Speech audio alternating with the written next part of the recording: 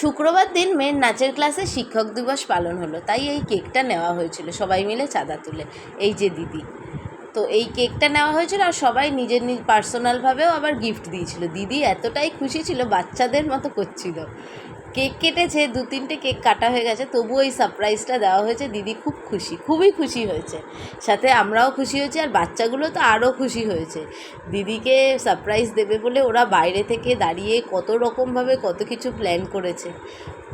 যাই হোক, ওদের আনন্দটা যে সফল হয়েছে এটাই বড় কথা। তারপরে সবাই মিলে ছবি তোলা হলো, স্টুডেন্টরা ছবি তুললো, গার্জিয়ানরা ছবি তুললো, কেক কাটা হলো, দিদি সবাইকে খাইয়ে দিল, দিদিকে সবাই খাইয়ে দিল। তারপরে কেকে ক্রিম মাখা হলো গালে, দিদি সবাইকে ক্রিম মাখিয়ে দিচ্ছিল। খুব আনন্দ করে সন্ধেটা কাটলো।